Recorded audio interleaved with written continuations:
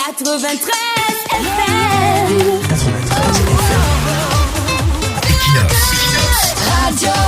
Bonjour, certains fidèles adorateurs du président ne comprennent pas pourquoi les Camerounais ne veulent même pas qu'il aille aux urnes. Tous ces fidèles se disent que tout le monde qui demande le départ du président est un opposant. Certes, le credo des opposants, c'est le départ de Paul Biya, la chute du RDPC et éventuellement le remplacer, ce qui est d'ailleurs légitime. Mais il y a d'autres comme les évêques qui veulent juste qu'il s'arrête en 2025. Ceux-là ne veulent pas prendre sa place. Ils ne supportent non plus les opposants ou d'autres potentiels challengers. Ils veulent seulement que le président laisse le pouvoir. Comment comprendre leur obsession à voir Paul Biya au village après octobre? Déjà, il y a le bilan chaotique des 42 ans de règne du président.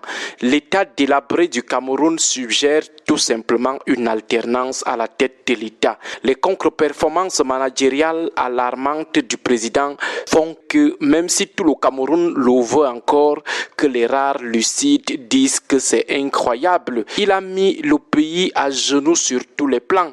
Sur le plan économique, on est à genoux. Sur le plan financier, le pays suffoque. Sur le plan sécuritaire, le pays est harcelé par des bandes armées et la criminalité urbaine. Sur le plan social ou sociétal, la déchéance sociale est à son comble. L'intégration nationale a laissé place à la haine tribale et aux revendications sécessionnistes. Le chômage connaît une inflation sans compter la cherté extraordinaire de la vie. Sur le plan politique, les tensions et les risques de déflagration totale secouent le pays. La corruption et le favoritisme sont en plein essor. Donc, 42 ans de règne, on est foutu. Du coup, on n'a pas besoin d'être opposant pour dire au président que votre bilan ne nous incite plus à vous accepter encore parmi les compétiteurs. Même sur la feuille du match, votre nom ne devrait pas y figurer. On n'a pas besoin de lorgner son poste pour réaliser qu'il doit seulement laisser. Ensuite, il y a le facteur de la diminution considérable des forces physiques du président. Le président qu'on a aujourd'hui n'est plus celui de 2011.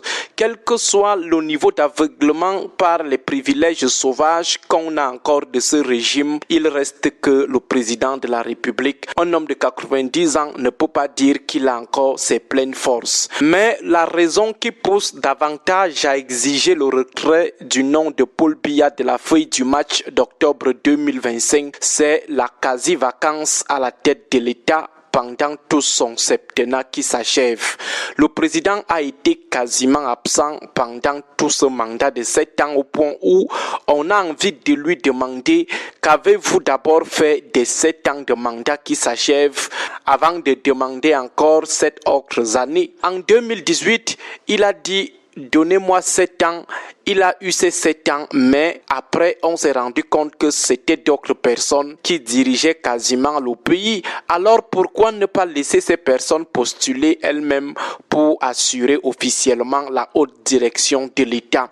Parce que si on donne encore 7 ans au président Paul Biya, ça sera encore la même gestion par procuration, par délégation, par haute instruction, par haut accord. Tout simplement parce qu'un homme de 92 ans ne peut pas tenir comme celui qui a encore toutes ses forces. Donc le président va encore prendre 7 ans pour les remettre officieusement à ses gars. Or c'est simple, s'il ne peut plus diriger en plein temps, pourquoi ne pas faire preuve d'altruisme en direction de ses poulains en leur laissant prendre officiellement les rênes de l'État? Cet autre aspect amène à penser même que les jouisseurs des procurations, des hautes instructions, sachant qu'en se présentant eux-mêmes au peuple, ils ont peu de chances de gagner, même par la force, ils préfèrent dire au président prends-nous encore ça, tu viens encore nous le remettre ici au quartier. C'est comme ce grand frère qui va encore manger, qui dit au petit frère qui est déjà lui rassasié de prendre le plat que lui propose la maman pour venir lui donner par derrière.